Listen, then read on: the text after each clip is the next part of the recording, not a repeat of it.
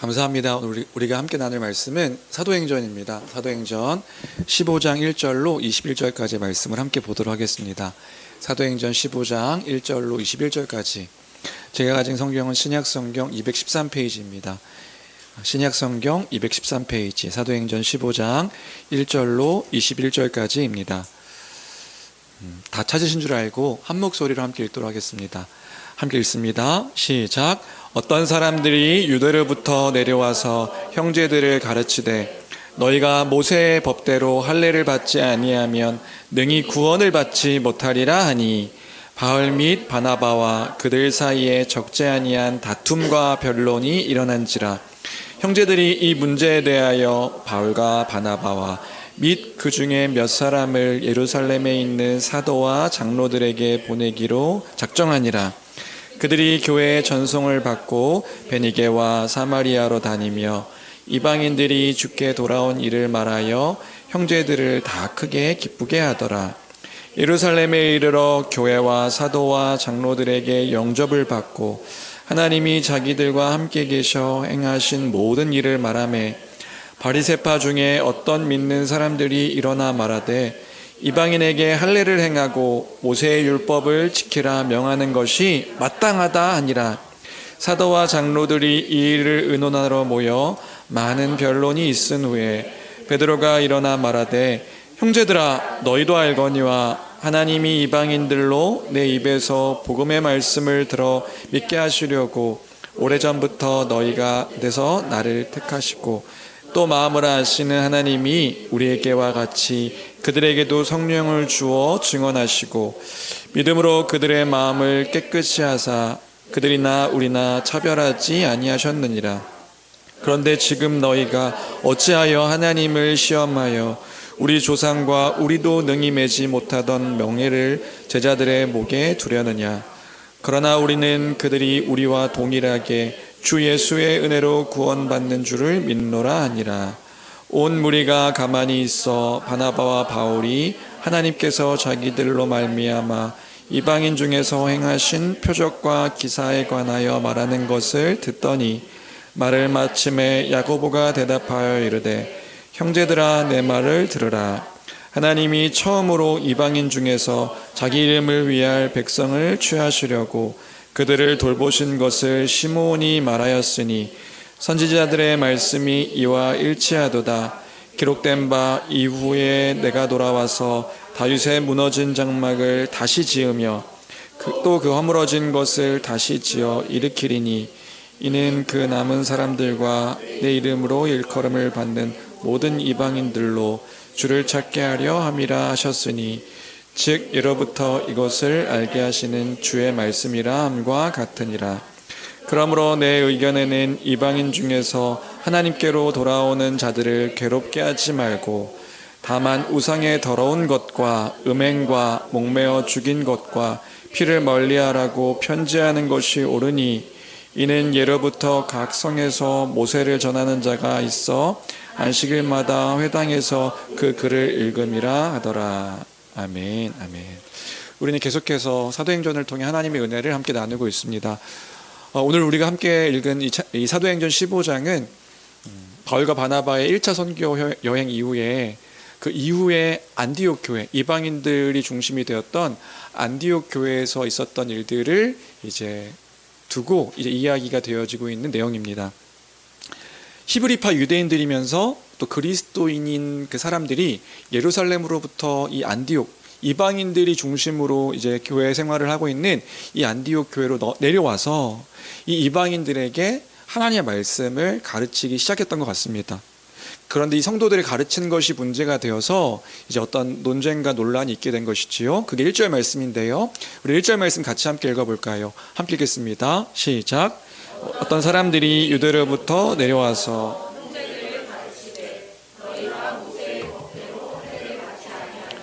능히 구원을 받지 못하리라. 이방인 그리스도인들에게 너희가 모세의 율법대로 할례를 받지 아니하면 너희가 하나님 나라의 백성이 될 수 없다. 구원을 받지 못한다. 이런 이야기들을 가르치기 시작한 것입니다. 할례가 무엇인가요? 할례는 구약 성경에 그 남자의 성기의 표피를 자르는 표식, 그 행위를 하는 게 할례거든요. 우리로 따지면 이제 포경수술인 거죠. 그걸 하지 않으면 안 된다라고 이야기한 거예요. 그게 뭐 어떤 의미인데, 구약 성경에 아브라함 때부터, 아브라함 언약 때부터 유대 이스라엘 민족들이라고 한다면 이제 이 표식을 통하여서 하나님 나라의 백성됨을 나타내었던 그 표식이 할례였거든요. 그래서 유대인들은 난지 8일 되는 남자아이의 그 성기의 표피를 잘라서 이 할례 의식을 언제나 항상 행해 왔었습니다. 그렇기 때문에 유대인 그리스도인들의 핵심은 그것이었던 거예요. 뭐냐면 예수를 믿는 것, 예수 그리스도를 믿는 것 중요하지, 복음을 믿는 거 이게 나쁜 게 아니라 이거 너무 중요한 거야. 예수 그리스도의 십자가와 그 부활의 일들을 믿는 거 너무나도 중요하지. 그런데 그것만으로는 부족해. 이것을 믿는 것과 함께 너희도 이 유대인들, 그 구약의 이스라엘 백성들이 하나님의 백성이었으니까 너희도 이스라엘 백성들과 같이 이 할례를 행하고 모세의 율법을 행해야만 구원을 받을 수 있어. 이렇게 유대인 그리스도인들이 안디옥 교회에 내려와서 이방인 그 성도들에게 이것을 가르치기 시작한 거예요. 너희도 할례를 행해야 된다. 플러스 율법도 함께 지켜야, 그래야 구원을 받을 수 있다. 무슨 말인지 되실까요? 우리 갈라디아서 할 때도 비슷한 이야기 했었죠. 아니, 같은 이야기 했었죠. 예수 그리스도를 믿는 것 이거 중요하지, 이걸 거부하는 거 아니야. 예수 그리스도를 믿는 것 중요한데, 복음을 믿는 것 중요한데, 플러스 이거 믿는 것만으로 구원받는 거 아니고, 믿는 것만으로 너희가 하나님 나라의 백성 되는 것이 아니라 믿고 할례를 행하고 율법을 지켜야 너희가 구원을 받을 수 있는 거야. 하나님 나라의 백성이 될 수 있는 거야.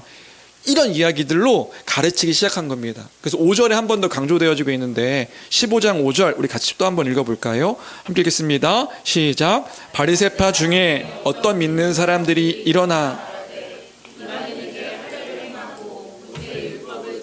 명하는 것이 마땅하다. 예, 이렇게 지키는 것이 마땅하다. 반드시 해야 된다라고 우리 가르쳐야 된다. 이렇게 유대인들이 안디옥 교회에 와서 할례 율법을 가르치니까 2절입니다. 2절에 보면 그 바울 및 바나바와 그들 사이에 적지 아니한 다툼과 변론이 일어난지라. 예, 바울과 바나바가 이렇게 가르치는 사람들을 향하여서 이렇게 막 화를 내기 시작한 거예요. 헬라파 유대인들에게 이제 그게 아니다. 우리가 구원받는 것은 그것이 아니다. 히브리파 그 유대인들의, 그리스도인들의 주장을 막 반박하기 시작한 거죠. 그럼 바울과 바나바가 주장했던 건 무엇인데요? 우리가 잘 알고 있는 그 복음의 내용이요. 이방인들이 하나님 나라의 백성이 되기 위해서는 할례나 율법을 받을 때에 그렇게 구원받고, 구원하면 떠오르는 거 있으시죠? 다 떠올르셔야 돼요. 구원, 그 할례를 받고 그 율법을 행할 때 구원을 받는 것이 아니라 할례를 받을 필요가 없다라고 얘기하는 거죠. 왜요? 그것이 기준이 되지 않으니까요. 율법도 할례도 결코 그런 기준이 우리의 기준이 되지 않으니까요. 구원은 오직 예수 그리스도의 그 복음, 예수 그리스도의 십자가 죽으심과 부활로 말미암아 성취하신, 하나님께서 예수 그리스도의 십자가를 통해서 성취하신 그 복음의 일들을 믿을 때에 그 믿음으로 말미암아 우리가 의롭다함을 얻어서 하나님 나라의 백성이 되고 구원을 받는 것이다. 이것이 바로 바울과 바나바가 전했던, 아니 사도들이 전했던 그 내용의 핵심이었단 말이에요. 구원의 가장 근본적인 그 복음의 핵심의 내용이지 않습니까? 이거 우리가 알고 믿고 있는 거잖아요. 그런데 이 유대인들이 이것과 반대가 되는, 또는 덧붙여서 무언가를 이야기하고 있으니까 이게 안디옥 교회 안에서 심각한 논쟁, 다툼의 일들이 되었던 것 같습니다. 그래서 이 신학적인 주제를 가지고 이제 안디옥 교회의 성도들이 바나바와 바울을 이 예루살렘 교회에 파송했다. 이게 5절까지 이야기입니다. 예루살렘에 누가 있는데요? 예루살렘 총회가 있죠. 거기에 사도들, 12사도들도 있고 또 기둥 같은 야고보와 유다와 같은 목회자들도 있고 장로들도 있으니까 거기 예루살렘 총회에 가서 이 신학적인 중요한 그 주제들을 같이 함께 결론 좀 내려주십시오 라고 하며 이 바울과 바나바를 이 예루살렘 교회에 보냈다. 이게 5절까지의 내용입니다. 여기까지 해서 첫 문단을 우리가 생각할 때에 우리가 다시 한번 정리하고, 이미 다 알고 있다 하더라도 다시금 기억해야 될 내용이 있을 것 같습니다. 그게 뭐냐 하면 믿음과 율법의 관계, 믿음과 우리의 행함, 공로가 어떤 관계가 있는가, 이 사실들을 우리가 다시 한번 잘 정리하고, 또 우리가 오해하고 있는 것은 없는지, 오해하지 않는다 생각했는데 여전히 그러한 생각 가운데 있는 것은 없는지 다시 한번 기억하는 우리가 되었으면 좋겠습니다.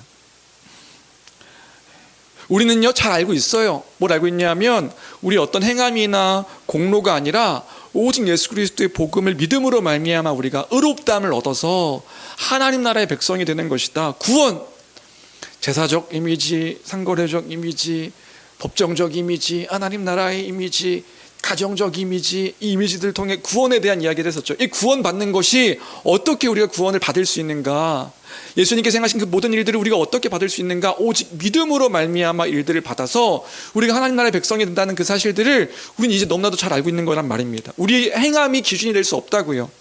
어떤 우리의 공로도 하나님 앞에서 우리가 자랑할 것이 있을 수가 없다고요. 오직 예수 그리스도의 십자가로 말미암아 성취되어진 그 모든 일들인 것입니다. 우린 그걸 믿음으로 성령을 받아 그 그리스도의 영이신 성령께서 우리에게 적용케 하심으로 그 모든 것들이 우리 것이 되었다. 아멘, 감사합니다, 할렐루야. 우리가 고백하는 것이 우리 믿음의 내용인 것이란 말이에요. 우리는요 그래서 구원의 은혜와 그 자유함을 결코 잊어서는 안 됩니다. 그럼 이때에 우리가 다시 한번 생각할 수 있는 것이 있는데, 그게 뭐냐면, 우리에게는 너무나도 당연하게 전해받고 또 생각하고 있는 이 오직 믿음으로 말미암아 의롭다함을 얻는다는 이 복음의 내용이, 그래서 하나님 나라의 백성 된다는 이 내용이 초대교회 안에서는 왜 이렇게 치열한 논쟁이 되었고, 이 초대교회 안에서는 이걸 몰랐단 말인가 하고 우리는 질문하게 되고 생각하게 될 수 있는 것 같아요. 우리는 지금 너무 당연하게 복음을 알고 믿고 있는데, 그 초대교회 안에서는, 그 교회 안에서 안디옥 교회도 그렇고 뒤에 보면 예루살렘 교회 안에서도 이게 엄청나게 치열한 논쟁의 내용이 되었단 말이에요. 왜 그럴까요? 왜 이게 논쟁이 됐을까요? 왜냐하면 이것이 유대인들에게는, 그때 초대교회의 그 대표적인 복음을 받았던 유대인, 특히 히브리파 유대인들에게는 너무나도 삼키기 어려운 어떤 그런 내용이기 때문에 그랬던 것이란 말이에요. 수천 년 동안 이 구약의 말씀을 근거로 살아왔던 유대인들이었기 때문에, 그리고 한 사람 한 사람 개인의 삶 속에서 수십 년 동안 믿어왔던 믿음의 내용이었고 또 그렇게 살아왔던 모습이었기 때문에 구약 성경의 율법을 기준으로 자신의 모든 삶을 기준 삼아 살아왔던 사람들이었기 때문에 이 지금 복음의 선포에 대한 내용들이 머리로는 이해가 되는데, 머리 가운데 예수 그리스도를 믿음으로 우리가 이제 율법의 행위가 아니라 오직 믿음으로 말미암아 구원받는 것이다, 이거 이해가 되는데, 알겠는데 삶 가운데 적용할 때는 이게 쉽지 않게 되는 문제였단 말이에요. 왜요? 그들의 신념이 깨지고 그들의 생각이 깨지고 그들의 가치와 모든 것들이 다 갈아엎어져야 되는 그런 일들이었기 때문에, 그러니까 자꾸만 붙이는 거예요. 뭘 붙여요? 부정하지 않는다고요. 예수 그리스도를 믿음으로 말미암아 구원받아서 우리는 하나님 나라의 백성이 된 거지. 그런데 뭔가 이것만으로는 뭔가 부족해 보이는데, 그러니까 뭐예요? 그런데 이것만이 아니라 우리 할례도 되게 중요해. 그래서 이 할례를 행하는 것도 해야 되는 거야.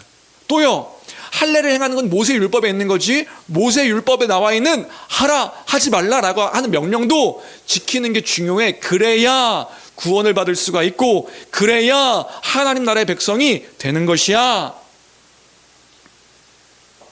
이렇게 분명히 아는데, 아는 것으로 끝나는 것이 아니라 삶 가운데 적용할 때는 무언가 하나하나 자신의 율법과 공로들을 붙이는 일들을 하고 있음을 우리가 생각할 수 있는 거란 말이에요. 왜요? 그들이 평생 가지고 왔던 그들의 신념과 생각이었기 때문에. 지금 이것 때문에 지금 논쟁이 생긴 것이다. 이런 일들을 생각할 때 우리에게도 다시금 적용해보며 생각해볼 부분들이 분명하게 있는 것 같아요.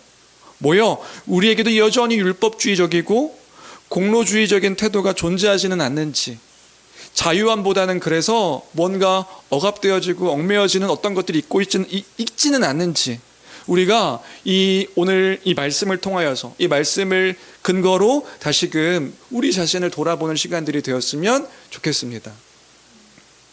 왜요? 왜냐하면 우리의 인식 속에서도요, 여전히 우리가 살아왔던 기준과 그 가치관 속에서 이런 태도들과 마음들이 있기 때문에 그런 거예요. 그래도 이건 하면 안 되지. 그래도 예수 그리스도를 믿으면, 교회를 다니면, 구원받은 성도라고 한다면 이건 반드시 해야지 라고 하는 기준과 인식이 우리 가운데 있단 말입니다. 그래서요, 교회 안에 있다 보면 크게 두 부류의 사람들이 나타난 것들을 볼 수 있어요. 저도 그랬고요. 지금도 여전히 그런 부분들이 없다고 얘기할 수 없고요. 뭐냐면 교회 안에 있다 보면 이런 분들이 계십니다. 이 율법을 근거로 해서 자기 스스로를 바라볼 때 아주 엄격한 태도로, 아주 엄격한 기준으로 자기 자신을 이렇게 판단하고 돌아보는 그런 분들이 계시는 것을 이제 볼 때가 있습니다. 그래서요, 자기 스스로의 어떤 행위들을 율법을 기준으로 자꾸 판단하고 자신 모습을 돌아보는 거예요. 그래서 그런 분들은 이렇게 이야기합니다. 뭐라 이야기하냐면, 내가 예수 그리스도의 복음을 알고 믿습니다.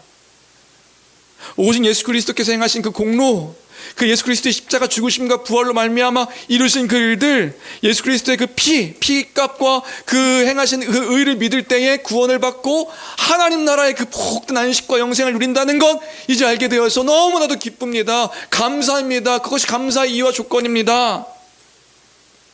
놀라며 감사하는 분들을 보게 되는 거예요. 복음을 아니까요. 복음을 믿으니까요. 그런데 그런 분들 가운데 어떤 분들이 곧 그렇게 감사를 고백하다가 괴로워하고 절망하며 고통스러워하기를 시작하시는 분들을 이제 보게 될 때가 있는 거예요. 이런 내용이라니, 이 복음의 풍성함이라니 하고 그렇게 기뻐하다가 갑자기 좀 시간이 지나서 괴로워하는 거죠. 왜요?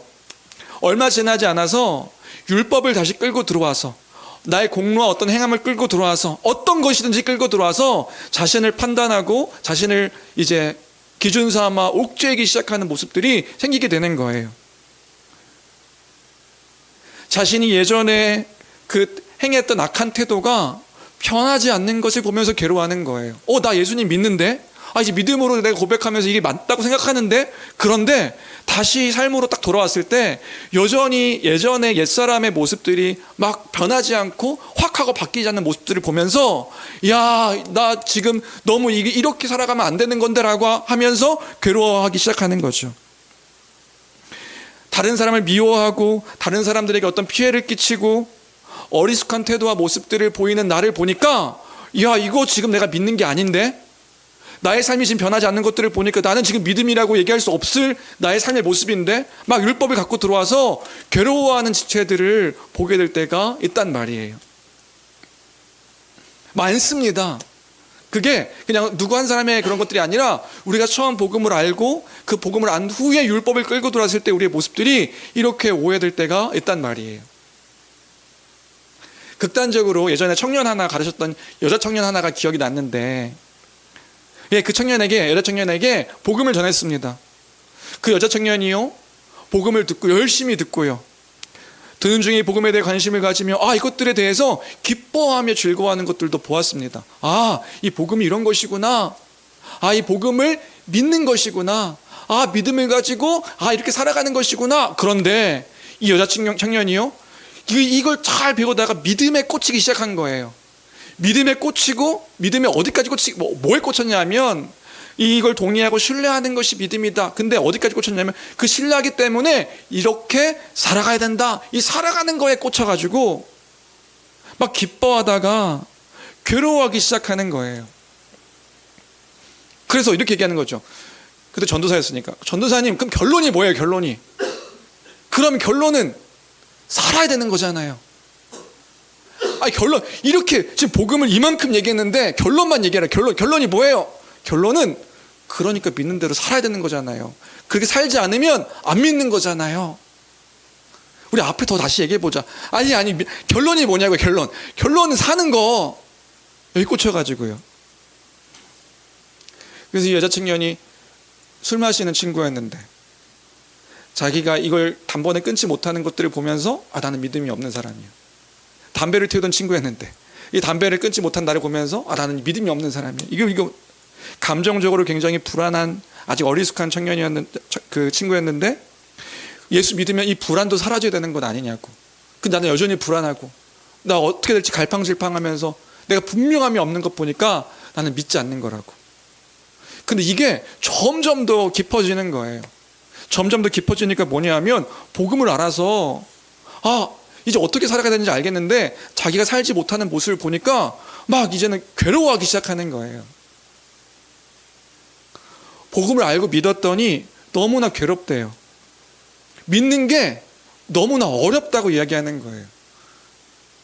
변화되지 않는 모습을 보니까 오히려 몰랐을 때는 마음껏 이런 막 그 불편한 일들을 해도 불편하지 않았는데 이제는 복음을 알고 삶이 변화되야 된다는 것들이 확 하고 들어오니까 이제는 변화되지 않는 자신의 모습을 보면서도 괴롭고 예전에 신나게 놀았던 것들도 이제 놀면서도 불편하니까 이게 도대체 뭐냐고 이게 지금 나는 믿는 게 너무나도 괴롭다고 막 저한테 막 하소연하며 결국에는 어떻게 됐냐면 그 청년이 교회를 떠나게 되었습니다. 예수 믿는 건 너무나도 괴로운 일이라면서 교회를 떠나는 여자 청년을 보게 되었어요. 결국에는 이 청년에게 복음은 기쁨이 아니라 자신의 행위를 옥죄고 질책하는 죄사슬과 같이 여겨지는 그러한 모습을 보이게 된 거죠. 그 생각에서 벗어나지 못하더라고요. 극단적인 이야기를 한 겁니다. 그런데 주 안에 사랑하는 성도 여러분, 우리는 그렇지 않느냐는 말이에요. 우리가 자꾸만 구원 얻는 믿음과 관련해서 나의 어떤 행위와 조건을 기준으로 삼아서 조건을 걸고 계속해서 나에게 멍에를 묻고 이것들로 인하여 괴로워하는 우리의 모습이 있지는 않은지, 내가 뭘 더 해야지, 믿으니까 내가 뭘 더 바르게 살아야지, 그래야 구원받은 사람이라고 얘기할 수 있지, 조건으로 나 자신을 판단하는 일들이 우리에겐 있지는 않습니까? 그래서 이런 사람들의 특징이 있습니다. 그 특징은 뭐냐면요, 이 자신의 그 믿음의 증거를 자신이 무언가를 하고 하지 않고로 증명하려고 하는 그런 모습들을 볼 때가 있어요. 이런 분들의 특징이에요. 그래서 자꾸 무언가를 함으로 인해서 나의 믿음을 내가 믿고 있는 사람이라고 증명하려고 하는 거예요. 또 하지 않음으로 인해서 나의 믿음을 증명하려고 하는 거죠. 내가 술을 안 마시니까, 내가 이제 도박하지 않으니까, 직장에서는요, 내가 뒷돈을 안 받는다는 거예요. 내가 다른 사람들은 다 돈 받는데 나는 돈을 받지 않아. 그러니까 나는 믿는 사람이야. 내가 하나님을 위해서 뭔가를 포기했어. 포기했으니까 나는 믿는 사람이야. 나는 구원받은 사람이야. 여러분, 그게 아닌 것이라고요. 구원의 조건이 될 수 없습니다. 그 모든 우리의 행함의 모습들이 구원의 하나님 나라의 백성이 되는 그 의의 조건이 될 수 없다는 것을 우리가 기억해야 되는 것이란 말이에요. 구원의 유일한 조건은 오직 예수 그리스도께서 행하신 그 의와 그 공로와 십자가의 죽으심으로 이루신 모든 일들이 구원의 조건인 것이란 말이에요. 우리는 예수 그리스도의 믿음으로 말미암아 그 예수 그리스도의 모든 것들을 의로 받아서 우리가 하나님 앞에서 의로운 자가 되었다. 이것이 바로 복음이라는 사실을 잊지 않고 기억하는 교회가 되기를 주님의 이름으로 간절히 축원합니다. 나의 어떤 행위와 공로가 아니다. 나의 어떤 행위와 공로를 자랑할 수가 없다. 하나님 앞에서요. 오직 예수 그리스도, 그분이 행하신 그 모든 일들로 말미암아 그것을 믿음으로 우리 것으로 여겨주셔서 우리가 그리스도로 옷 입어, 성령으로 말미암아 그리스도로 옷 입어 그리스도의 모든 것들이 나의 것이 되어짐으로 구원받은 자라는 그 복음의 중요한 핵심을 놓지 않는 교회가 되기를 주님의 이름으로 간절히 축원합니다. 그래서 그리스도의 십자가를 자랑하는 거예요. 우리의 공로와 우리의 행위를 자랑하는 것이 아니라 오직 우리는 예수 그리스도의 십자가만을 자랑한다. 그 십자가만을 자랑하는 우리가 되어야 된다는 말이지요. 공로주의, 율법주의, 먼저는요, 그 안에서 내 자신이 자유해야 하는 것입니다. 우리는 이 자유함이 필요하다. 그리고 또 다른 한편으로 이렇게 자신의 공로를 생각하는 사람들의 또 다른 특징이 있습니다. 그 특징은 뭐냐면요, 만약에 내가 그 공로를 잘 행하는 사람일 때에 예수 그리스도의 의만을 붙들지 않는 사람들의 특징은 뭐냐면요, 만약에 내가 그 행위와 공로를 어떻게 잘 하는 거예요. 내 모습이 어떤 정직하고 선한 모습들을 보이는 거예요. 그래서 하나님을 위해서 뭔가를 하고 하지 않음이 이렇게 삼켜진 사람들의 또 다르게 나오는 또 하나의 특징이 뭐냐면 그 내가 행한 것들을 기준 삼아서 내가 하지 않은 것들을 기준 삼아서 다른 사람을 판단하는 경우들이 있는 거예요. 이것이 또 우리를 괴롭게 하는 경우들이 있습니다. 내가 기준 삼은 것들을 나는 하고 있어, 나는 하지 않고 있어. 그런데 예수 믿는 다른 사람들이 보니까 내가 하고 있는 걸 저거 사람 안 하고 있네, 내가 안 하고 있는 걸 저 사람 하고 있네 라고 하면 그 사람을 보며 정죄하고 괴로워하는 사람들이 또 우리에게 있는 거죠. 그런 모습들이 우리에게 있다. 왜 그렇습니까? 왜냐하면 내 안에 어떤 율법의 기준이 있기 때문에 그런 거라고요. 나는 이런 고민을 하고 있는데 저 사람은 고민하고 않고 있어. 나는 이런 고민 안 하고 있는데 저 사람이 고민을 하고 있어. 예수 믿는 사람이, 하나님 나라의 백성이라는 사람이 어떻게 저럴 수가 있는가. 우리의 태도 중에 그런 모습이 있지 않냔 말이에요. 이것 또한 율법주의적이고 공로주의적인 오직 예수 그리스도를 의지하지 않는 그런 태도와 모습일 수 있음을 우리가 기억해야 된단 말이에요. 이건 저 또한 잘 알고 있는 그 모습이기 때문에 그래요. 저도 그렇기 때문에, 우리 모두가 다 그런 모습일 수 있기 때문에 그런 겁니다. 우리가 조심해야 된다. 이것도 예를 들어 볼까요? 제가 그랬기 때문에 그래요. 오늘 우리 이 말씀 생각하면서 우리 아이들에게도 잠깐 이야기하기도 했지만, 저는 어렸을 때 저희 부모님이 아버지가 목사님이시기 때문에 어렸을 때부터 예배에 대한 태도를 배운 것이 있습니다. 어렸을 때부터 부모님에게 잘 배웠어요. 예배에 어떤 모습과 태도로 예배에 참석하고 드려야 되는지. 그래서 부모님이 저한테 알려주신 것, 예배에 참석할 때는 네가 입을 수 있는 가장 깨끗한 옷, 가장 깔끔한 옷, 그것 밖에 나갔을 때 어떤 사람 만날 때보다 가장 좋은 옷으로 예배에 입고 참석하는 거다, 예배 드리는 거다, 이렇게 알려주셨어요. 왜요? 세상에 있는 대통령 만날 때도 대통령 만나는 그 사람들이 가장 높은 사람이라 생각하는 사람 만날 때도 가장 깔끔한 옷, 깨끗한 옷, 좋은 옷 입고 나가서 그분을 만날 줄 알거든. 하나님 앞에 나가서 하나님을 예배하는데 우리가 어떻게 슬리퍼 질질 끌고 가고 양말도 안 신고 나오고 짧은 반바지를 입으며 그렇게 예배 드릴 수 있느냐고, 가장 좋은 옷으로, 가장 깨끗한 옷으로, 가장 깔끔한 옷으로 주님 앞에 나가 예배 드려야 된다고 그렇게 저한테 어렸을 때 알려주셨습니다. 그래서요, 저는 어렸을 적부터 예배당 나갈 때 비가 오나 눈이 오나, 비가 올 때도 심지어 날이 더워도 짧은 반바지를 입고 교회를 가지 않았습니다. 우리 나이 드신 그 어른 성도님들도 다 그렇게 예배 때 배우셨을 것 같아요. 슬리퍼? 예배 때 어떻게 슬리퍼 신고 교회를 갑니까? 운동화 신고 가야죠. 운동화 안에는 냄새 나는데 어떻게 그 맨발로 갑니까? 양말 항상 신고요. 그래서 비가 와도, 비가 오면 어떻게 해요? 양말 하나 더 챙기죠. 비 맞고 가더라도 예배 시간에 양말 깨끗한 거 갈아 신어가지고 예배에 참석하도록 그렇게 배웠다고요. 예배 시간에는 바른 태도로 예배를 드리는 겁니다. 어떻게 움직이고 어떻게 예배 시간에 막 우왕좌왕하면서 그렇게 막 함부로 예배를 드립니까? 예배에 들어왔으면 가만히 앉아서 정자세로 딱 예배를 드리는 것으로 어렸을 때 부모님께 배웠다고요. 이 예배 태도가 뭐 나쁜 거냐? 결코 그렇게 생각하지 않습니다. 귀하고 마음의 태도이기 때문에 부모님께서 저에게 알려주신 귀한 유산입니다. 그런데 문제는 뭐냐 하면 제가 이 기준으로 어렸을 때 다른 사람을 판단하기 시작하는 거예요. 가장 크게 이제 충격을 받았던 건 제가 와장창 깨졌던 일이 있는데 그때 언제냐면 필리핀 단기 선교 여행. 제가 수능을 끝나고 필리핀 단기 선교 여행을 한 달 동안 혼자 갔던 기억이 있는데, 그때 선교사님을 만나서 선교사님과 함께 교회에서 한 달 동안 예배드리면서 이 생각이 와장창창 무너지게 되었어요. 선교지에서 너무 충격적인 모습을 본 거예요. 무슨 모습을 봤냐면, 먼저는 선교사님이 예배 시간에 예배를 참석하시는데 정장을 안 입고 예배를 드리는 모습을 제가 보았습니다. 아니, 선교사님이 예배를 드리는데 정장을 안 입고 넥타이를 안 매고 예배를 드리시는 거예요. 넥타이를. 그리고 가끔 이렇게 단추 하나 푸세요. 여기를 깔끔하게 묶어야 되는데 단추 하나 푸시는 것이 저한테 너무나 충격이었어요. 그리고 또 하나 충격은 뭐였냐면, 뭐 더우니까 그럴 수 있겠다 이제 이해를 했는데, 주일 예배 시간이 너무나도 힘든 거예요. 왜요? 항상 주일 예배는 한국에서는 주일 예배 몇 시에 드리죠? 11시요. 대예배. 그놈의 대예배. 대예배가 11시인데 이 필리핀 오니까 필리핀은 2시에 예배를 드리는 거예요. 물론 주일학교 예배는 9시에 드렸지만 그래서 성경님께 여쭤봤죠. 왜 주일날 2시 예배 드립니까?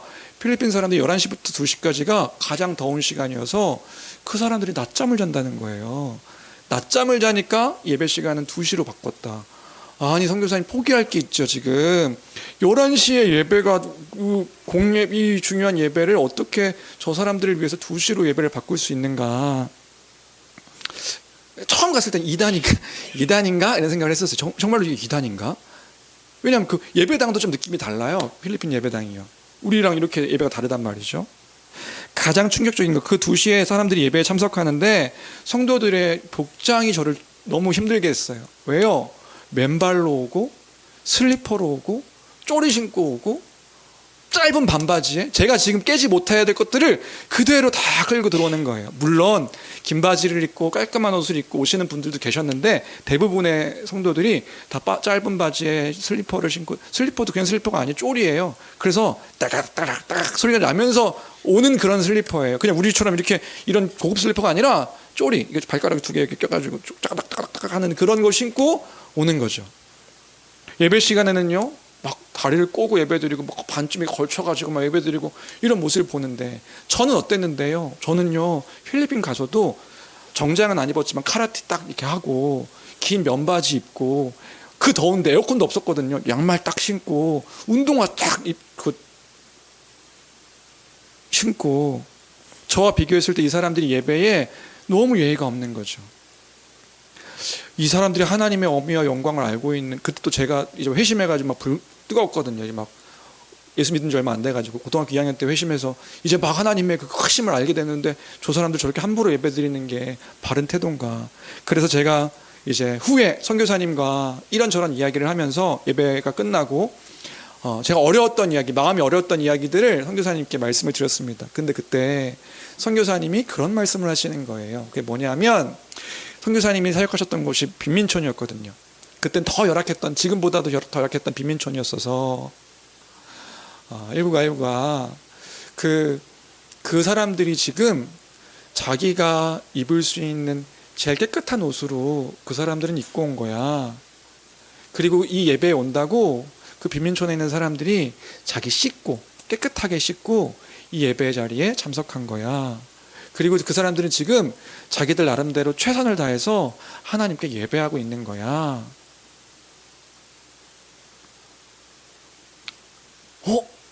제 생각이 와장창창 무너지는 그런 시간들이 되었어요. 내가 지금 뭔가 잘못 생각하고 있구나. 지금 제가 뭘 한 겁니까? 저의 기준과 제 생각으로 제 어떤 그 살아왔던 그 전통적인 교회에 대한, 한국 교회에 대한 이미지 속에서 모든 것들을 재고 판단하고 바라보고 저 사람들은 예배를 안 드리고 하나님을 예배하지 않는, 믿지 않는 사람들이라고 제가 제 마음속으로 다 정죄하고 있었던 거예요. 그러면 반대로 저는 외적으로 바른 기준의 사람이었을까요? 그렇게 옷을 잘 입고 잘 정자세로 앉아있고 이런 바른 태도의 모습이 저였는데 그럼 저는 완전한 사람이었을까요? 아니요, 그렇지 않았다고요. 예배 시간에는 그렇게 가르쳐 주신 대로 그렇게 예배에 참석했지만 제 마음과 저의 태도와 저의 생각과 다른 부분에서의 삶 모든 것들은 다 무너져 있었거든요. 제멋대로 살아가는 그 20대 때 제멋대로 살아가는 삶의 모습들로 여전히 살아가고 있었거든요. 그래놓고 제가 가지고 있는 기준으로 다른 사람을 정죄하고 있는 거예요. 다른 사람들을 판단하고 있는 거예요. 왜요? 나는 그 일을 하고 있으니까. 또 나는 그것들을 하지 않고 있으니까. 나는 지키고 있으니까. 왜 저 사람들이 저걸 지키지 않는가? 예수 믿는 사람이라면 지금 이런 모습들을 고민하면서 행동해야지. 주 안에 사는 성도 여러분, 오늘 우리가 다시금 오늘 본문의 말씀을 빌어서 기억해야 될 것이 있다고요. 우리 안에 여전히 우리의 행위와 공로를 자랑하고 드러내고 나타내려고 하는 모습은 없는지, 오직 예수 그리스도로 말미암아 그 예수님께서 행하신 그 모든 것들이 우리의 구원의 이유가 되어서 그것을 믿음으로 말미암아 하나님 나라의 백성이 되었다라고 말하며 기뻐하며 감사함으로 그것들을 찬양하는 우리여야 하는데, 여전히 플러스 알파 공로 율법, 행위를 끌고 들어와서 나 스스로도 자유하지 못하고 다른 이들을 바라볼 때도 자유하지 못하게 바라보며 판단하고 정죄하는 우리의 모습은 없는지, 구원과 상관없다고 말하면서도 자유하지 않고 그 태도를 인정하지 않는 우리의 모습들은 없는지, 주 안의 사랑하는 성도 여러분, 다시금 기억하는 우리가 되어야 될 줄로 믿습니다. 그리스도 안에서 우리가 모든 것에 자유하고 우리의 구원이 오직 예수 그리스도로 말미암아 우리가 구원받은 것이다, 이 사실에 기뻐하며 감사할 수 있는 교회가 되기를 주님의 이름으로 간절히 축원합니다. 그리스도 안에서 우리가 그 예수 그리스도의 피가 속전이 되어 우리를 자유케 하셨습니다. 우리가 정죄할 것이, 우리가 정죄받을 것이 아무것도 없습니다. 그리스도 안에, 그리스도로 말미암아 우리가 구원받은 자입니다. 그 사실을 기억하고 또 그것으로 바라볼 수 있는 교회가 되어야 될 줄로 믿습니다. 두 번째, 이제 6절부터 12절까지 이제 그것을 가지고 논쟁하기 시작한 거예요. 바울과 바나바가 예루살렘 그 총회에 파송받아서 이제 예루살렘으로 올라오게 된 거죠. 초대교회 때는 이 문제가 가벼운 일이 아니었던 것 같습니다. 그래서 6절과 7절 전반부만 우리 같이 함께 읽어볼까요? 함께 읽겠습니다. 시작. 사도와 6절.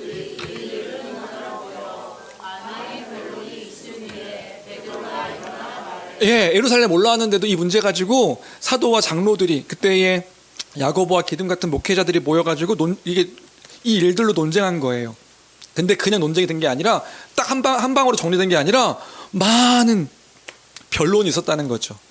이 일들로 인해 가지고 우리 너무나 당연하게 받아들이는 이 일이 이 첫 초대교회 안에는 큰 논쟁으로 이제 있었던 거예요. 그럼 왜 여기서도 치열하게 이 예루살렘 교회 복음을 알고 있는 사도들이 왜 이걸로 논쟁했을까요? 예, 왜냐하면 그들도 유대인들이었거든요. 자신들의 신념을 뒤엎어버려야 되는 그런 일들이었기 때문에, 자신들이 살아왔던 그 가치와 기준들이 와장창창 다 뒤엎어져야 되는 일이었기 때문에 이것이 그들에게도 쉽지 않았던 문제였던 거예요. 그래서 그때 베드로가 일어나서, 우리의 베드로, 그 예수님의 제자, 그 수제자인 베드로가 일어나서 이제 정리하기 시작하는 거죠. 마지막으로 결론이 7절 이하의 내용입니다. 우리 7절부터 9절까지 천천히 이런 맥락 안에서 읽어볼까요? 함께 읽겠습니다. 시작. 많은 변론이 있은 후에 베드로가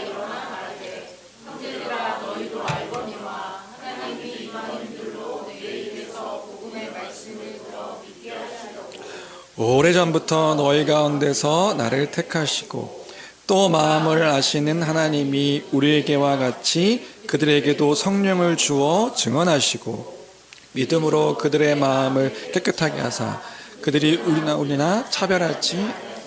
예, 이 말씀을 이제 그 사도들과 장로들 앞에서 얘기하는 거예요.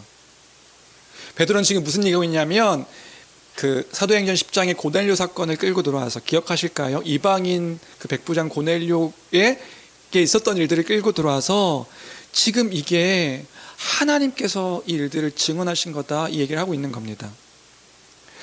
우리가 고넬료 사건을 기억할 수만 있다면 베드로도 그랬었거든요. 뼛속까지 히브리파 유대인으로서 살아왔던 베드로니까, 그 정체성을 갖고 있던 베드로여서 이방인이 하나님 나라의 백성이 되는 것을 볼 수가 없었어요.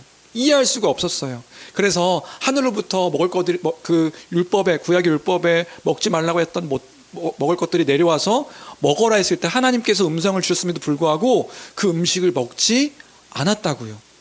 3번이나 그걸 거절하고 끝까지 먹지 않았다고요. 베드로도요. 그런데 이 베드로가 거부할 수 없는 일이 일어나는 거죠. 그게 뭐냐면, 고넬료의 집에 너무 싫지만 방문했을 때 이방인들이 기다리고 있었고, 그들에게 복음이 선포되어지자 복음으로 말미암아 이 이방인들에게 성령이 임하는, 그 사도행전 2장의 마가의 다락방에서 오순절날 유대인들이 받았던 성령과 동일한 성령을 받아서 그들이 이제 방언으로 막 하나님의 일들을 막 말하는 일들을 보게 되어지니까 베드로가 인정할 수밖에 없었던 것이란 말이에요. 그들이 할례를 받고 율법을 지켜서 하나님의 백성이 되어진 것이 아니라, 그들에게 성령이 임한 건 이 복음을 믿음으로 말미암아 이 이방인들이 하나님 나라의 백성이 되었다, 구원받은 자들이 되었다는 것을 보게 되었으니, 이것을 끌고 들어와 하나님이 이 일을 하셨는데 우리가 어떻게, 우리도 지키지 못하는 그 율법의 멍에를 끌고 들어와서 그들에게 지키게 하려 하는가. 할례와 율법을 받아서 그들이 하나님 나라의 백성이 된 것이 아니라 오직 믿음으로 말미암아 그들이 하나님 나라의 백성이 된 것이다. 어떻게 그 율법을 덮으실 수 있는가? 그 말을 하는 거예요. 그러면서 심지어 이 일은 하나님을 시험하는 것이다 이렇게 말하고 있으니 10절 11절입니다. 10절 11절 우리 같이 함께 읽어볼까요? 함께 읽겠습니다. 시작. 그런데 지금 너희가 어찌하여 하나님을 시험하여 우리 조상과 우리도 그러나 우리는 그들이 우리와 동일하게 주 예수의 은혜로 지금 베드로가 오직 은혜로 구원받는 이 일들이 우리에게 이루어진 것이다 라고 다시 한번 이야기해주고 있는 거예요. 주 안에 사랑하는 성도 여러분, 이 베드로 사도의 이 지금 논쟁 중에 혼란 중에 있는 이 또 다른 사도들과 장로들의 그 변론들을 하나님께서 예수 그리스도로 말미암아 이루신 일들로 잠잠케 하였음을 기억할 때에 오직 예수 그리스도를 믿음으로 말미암아 의롭다함을 얻는 것이구나, 이 사실을 놓지 않고 이 복음의 기쁜 소식에 감사할 수 있는 교회가 되기를 주님의 이름으로 간절히 축원합니다. 우리도 마찬가지인 거라고요. 우리도 마찬가지인 거란 말입니다. 이 당연하게 여기는 것들이 우리 머리로만 남는 것이 아니라 우리 삶의 전 존재 가운데 오직 그 그리스도께서 행하신 그 일들로 말미 십자가에서 이루신 일들로 말미암아 우리가 구원을 얻는 것이었구나. 우리의 공로가, 우리의 자랑이 오직 예수 그리스도에게만 있구나 기억하는 우리가 될 줄로 믿습니다. 그리고 다음에 사도 중에 대표가 되는 베드로가 그 말을 하자 사람들이 아무 말도 못하는 거예요. 아무 말도 못하니까 이제 바울과 바나바가 이제 한 번 더 증명하는 거죠. 1차 선교 여행 때 무슨 일이 있었는가?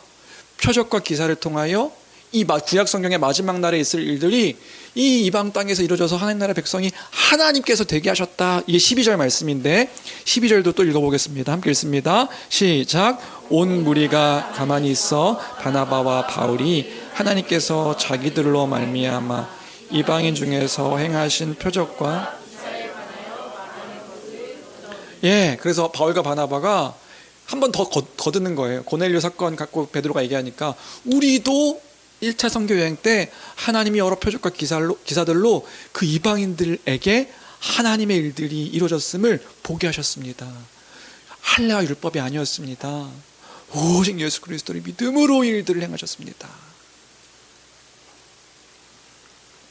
이 복음의 진리가, 이 교회적 진리가, 이 신앙의 고백으로 이 예루살렘 공의를 통해서 확정되어지는 게 지금 이때에 있었던 일인 거예요. 그래서 이때로부터 더 자유하게 갈라디아서 보게 되면 바울 사도가 갈라디아 교회 성도들에게 이제 이 복음을 전하는 거죠. 누가 그리스도 외에 다른 복음을 전하는가? 저주받아라 이렇게 얘기하는 거예요. 우리가 이 기쁜 복음의 소식을 절대 놓지 말아야겠습니다. 하나님 나라를 회복하신 그 예수 그리스도의 십자가를 온전히 기억하는 우리가 되어야 될 줄로 믿습니다. 이게 두 번째 문단에서 나누고 싶었던 이야기고요. 마지막은 뭐냐면요, 이 사도들의 이야기를 듣고 베드로와 바울과 바나바의 이야기를 듣고 예루살렘 교회의 사도들만큼이나 중요하게 여겨졌던 야고보가 이제 등장하기 시작하는 거예요. 야고보 목회자, 야고보 목회자가 이제 꽝꽝꽝 하는 게 13절에서 21절까지 이야기입니다. 우리가 이제 이 사도들의 말을 들었으니 우리 여기서 확정 짓자. 꽝꽝꽝. 아모스 9장 10절 11절 말씀을 끌고 들어오고 이사야서 말씀을 끌고 들어와서 지금 이 선지자의 일이 이렇게 선포된 것이다, 성취된 것이다 라고 말하고 있으니 그게 15절부터 18절까지의 내용입니다. 우리 천천히 읽어볼까요? 이 일들이 지금 우리에게 이루어진 것이다. 같이 읽어보겠습니다. 읽겠습니다. 시작. 선지자들의 말씀이 이와 다윗의 무너진 장막을 다시 지으며 또 그 허물어진 것을 다시 이는 그 남은 사람들과 내 이름으로 일컬음을 받는 모든 이방인들로 주를 찾게 하려 함이라 하셨습니다.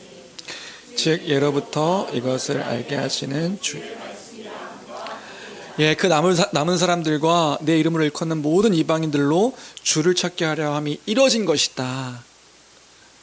그러니까 우리가 이방인들에게 율법을 지키라고 한다거나 할례를 행함으로 그 구원을 받는다는, 하나님 나라의 백성이 된다고 한다는 그 말을 이젠 우리가 하지 맙시다. 그건 복음의 내용이 아닙니다. 구원과 상관없는 일입니다. 꽝꽝꽝꽝 꽝꽝꽝.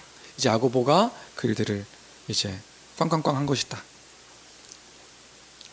그런데 여기까지 설교를 들으시는 분들도 마찬가지고 우리도 마찬가지고 속으로 뭔가 불편해하는 분들이 계실 수도 있을 것 같아요. 그럼 뭐가 불편한데요? 그리고 또 한편으로는 뭔가 자유해지시는 분들도 계신 거죠. 둘 다 걱정이 돼요. 자유해지시는 분들은 이제 그러면 율법과 그 할례와 우리의 어떤 공로와 행함이 아무 상관없다고 한다면 야, 이 자유하게 살아도 되는 것이구나. 또 한편에 있는 분들은 그러면 정말 율법과 이렇게 행하는 것들이 공로가 아무 상관없다고 한다면 그럼 교회에 있는 성도들은 그냥 뭐 마음대로 자유한 대로 자유라는 이름으로 막 살아도 되는 것입니까? 그렇게 질서도 없고 규모도 없이 자유라는 이름으로 그냥 믿기만 하면 그냥 멋대로 살아도 되는 것입니까? 라고 어떤 분들이 이미 속으로 막 질문하는 것들을 제가 들리는 것 같아요. 저의 귀에는 안 들리지만 속으로 이렇게 들리는 것 같아요. 그럴 때에 우리가 성경 전체를 통하여서 그 하나님의 질서가 있음을, 하나님 나라의 질서가 있음을 우리가 잊지 말아야겠다고요. 그리고 야고보도 지금 어떤 기준과 그 이방 교회를 향한 어떤 기준들을 정해주는 것을 볼 수가 있어요. 여러분 기억하십시오. 하나님 나라의 백성으로서 마땅히 순종해야 되는 법이 있습니다. 그 순종이 뭐예요? 예수님께서도 말씀하셨잖아요. 새 계명을 준다고요. 새 계명을 주노니 사랑하라는 것입니다. 하나님을 사랑하고 이웃을 사랑하는 그 사랑을 하나님께서는 말씀하시지 않은 적이 없다고요. 마땅히 명백히 지켜야 돼. 그래서 우리가 십계명을 통해서 그 하나님의 법이 무엇인지를 우리가 알고 있는 거죠. 사랑입니다. 그런데 그 일들 말고도 성경에 나오지 않은 일들과 어떤 기준들을 우리가 어떻게 그 질서와 어떤 모습 속에서, 그러니까 자유하니까 우리가 막 살아도 되는 것인가? 여러분 기억하십시오. 자유는 방종이 아닙니다.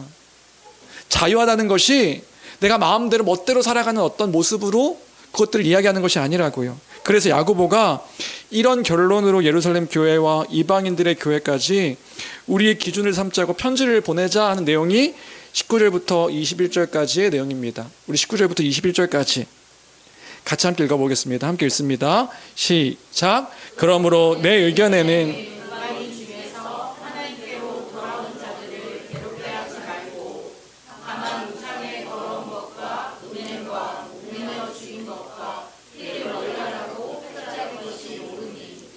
이는 예로부터 각 성에서 모세를 전하는 자가 있어 안식일마다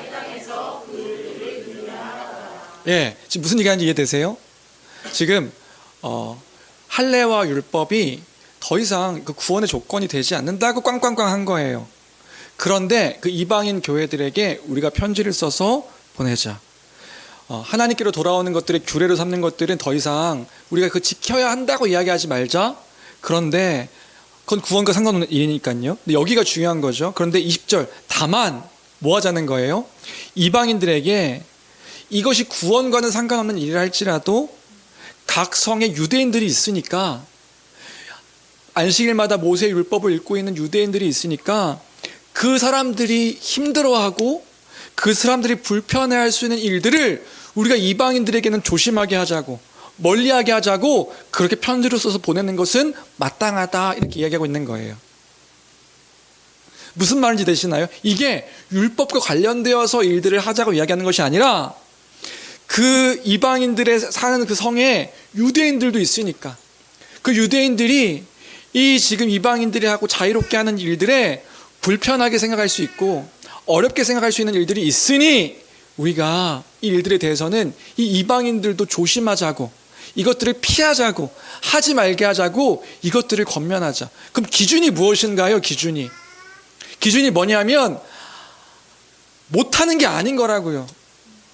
자유하게 할 수 있는데 그 자유함이 누군가에게 있어서 이것들이 불편하게 되어질 수 있는 일들이 있다면, 누군가에게 있어서 이것들을 시험에 들게 할 수 있는 일들이 있다면, 누군가에게 있어서 이걸 왜곡되어져 생각할 수 있는 일들이 있다면 우리가 하지 않는 것이 마땅하다는 것을 이방인들에게도 알려주자, 이 기준으로 행함을 정해준 것이란 말이에요.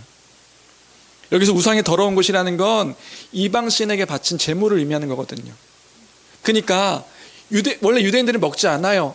우상에게 바친 제물이니까. 근데 이방인들은 여러 이방 신전들에서 나오는 제사를 지내고 나오는 고기들이, 그 고기가 시장으로 흘러 들어와서 시장에서 파는 모든 고기들이 우상에게 바친 제물로서 바쳐진 고기들이 시장에 나왔던 거예요. 그럼 그 고기는 무슨 고기인가요? 우상에게 바쳐졌던 제물. 그럼 그거 먹어야 될까요? 먹지 말아야 될까요? 우린 자유한 거라고요. 먹을 수 있는 겁니다. 그런데 거기 있는 유대인들이 그 모습을 보면 불편해하는 거예요. 고통스러워하는 거예요. 우상에게 바쳐졌던 제물인데 어떻게 먹을 수 있는가? 그 믿음이 연약한 자를 위해서 먹지 말라고, 우상에게 바쳐진 그 더러운 것은 먹지 말라고 우리가 그걸 편지로 쓰자. 구원의 조건인가요? 아니요. 구원의 조건이 아니라 형제 사랑을 위한, 형제를 지키기 위한, 형제를 섬기기 위한, 돌보기 위한 그 기준이 우리에게 있음을 지금 이 예루살렘 교회가 얘기해주고 있는 것이란 말입니다.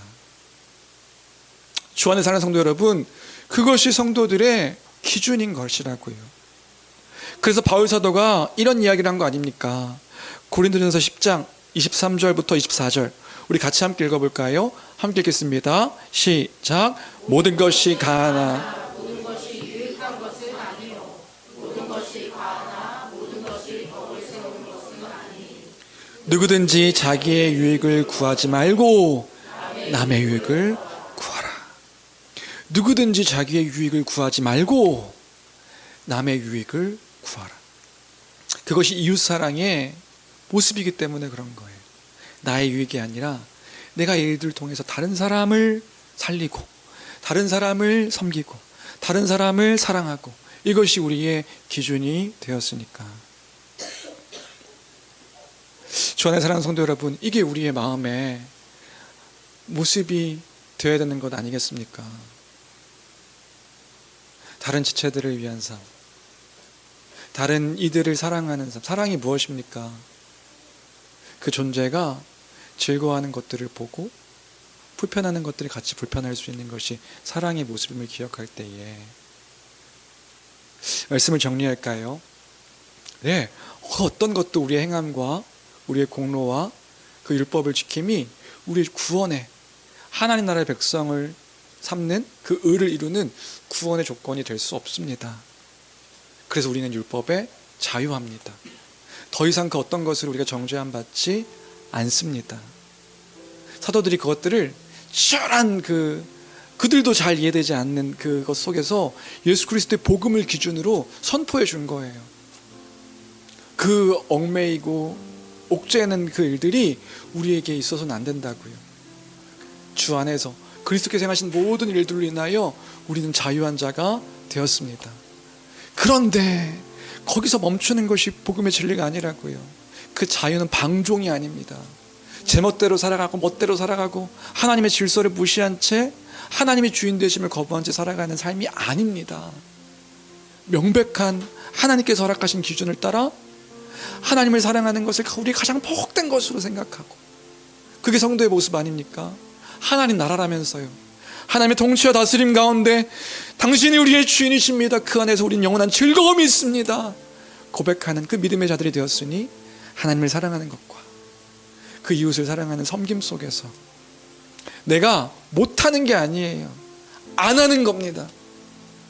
다른 지체들을 살리고 섬기는 모습이기 때문에 그것이 우리의 기준이 되어서 예수 그리스도의 영을 받은 그리스도를 드러내는 그 우리의 삶이 아름다운 덕을, 하나님의 아름다운 덕을 선포하는 그런 우리 모습이 되어야 될 줄로 믿습니다. 그런 우리인 것이라고요. 그런 부르심 가운데 있는 우리인 것이라고요. 그래서 다른 지체들을 살리고 다른 지체들을 섬기고 안함을 통하여 그 불편한 것들을 서로가 해소하고 그 기준을 삼아서 다른 지체들이 더 즐겁고 기쁠 수 있다면 나의 것이라도 내어주며 함께 살아갈 수 있는 그 복된 삶을 우리에게 허락해 주셨으니 이 일들을 놓지 아니하며 말씀 가운데 거여 살아가는 우리 모든 성도들, 또 우리 한 사람 한 사람이 되기를 주님의 이름으로 간절히 축원합니다. 그런 우리가 되어야 될 줄로 믿습니다. 그럴 때에 그 믿음의 이해 속에서 이 찬양을 함께 고백할 수 있지 않을까 싶은데요. 우리 함께 이 찬양